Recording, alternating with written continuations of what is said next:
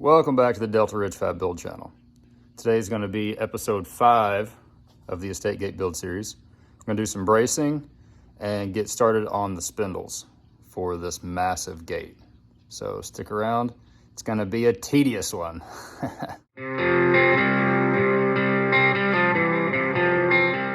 I'm going to do is go through and mark where I want my bracing to go in between here and here. I've already got the pieces cut out. I won't bore you with that. I've got the time lapse of it. I may throw it in just because. Don't know. Anyway, gonna measure out where all the braces are gonna go and then start setting them in place. I've got a pretty decent little tip for you on how to get them centered, because they have to be, the braces are gonna have to be centered in this pocket because I'm paneling over this. There's a trick though.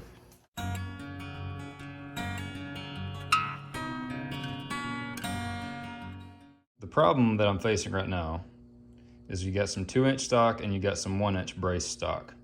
So how I'm gonna get around this, because I need this to be in the dead center and I don't want to measure it and take too much time. So I've got the fireball square set up. The tabs are butted up to the bottom side of this on this side.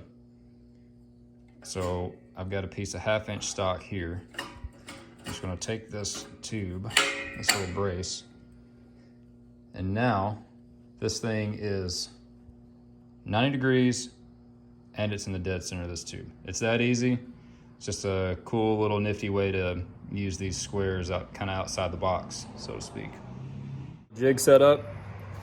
We've got several of these to do, so time lapse that real quick.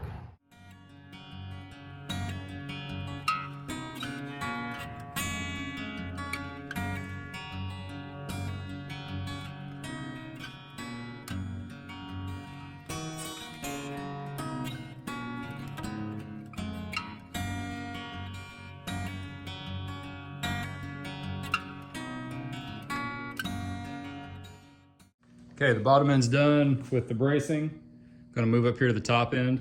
Same situation. I'm gonna use the same kind of jig setup with the fireball square and the piece of 1/2-inch stock, because this is, again, 2-inch material. You know, it's not gonna be a perfect 90 though. I'm not using the square to keep things square. I'm using the square to keep things in the center of this tube. So, another time lapse.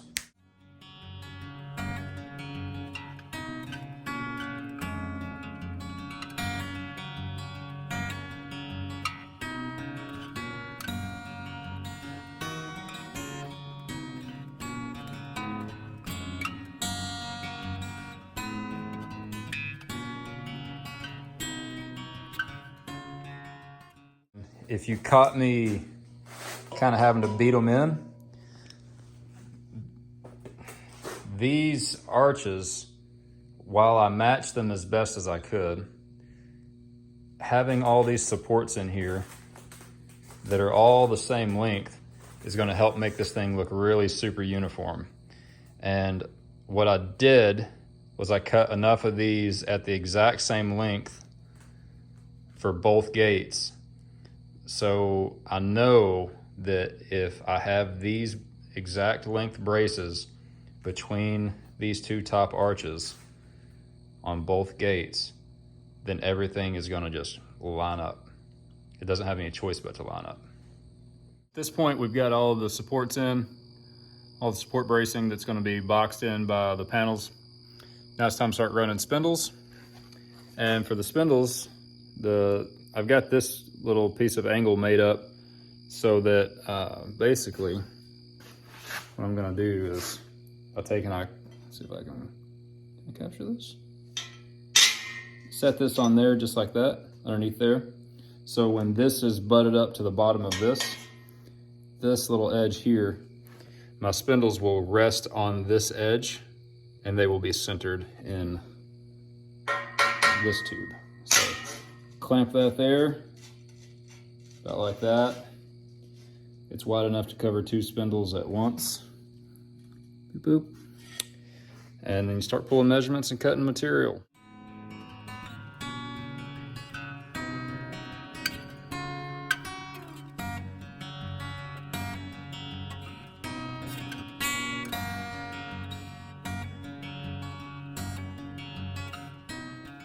So we got the first 2 balusters cut to length.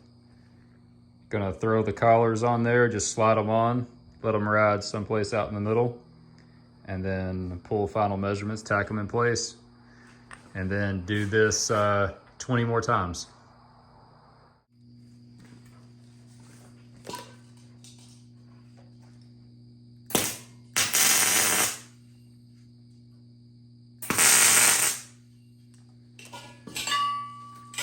You can kind of tell it's starting to come together and look like something. Got the first 2 spindles on. That's I think that's pretty much going to be it for tonight. So thanks for watching. I will come back next time with episode 5. We'll do the collars and the finish welding and all that good stuff. See ya.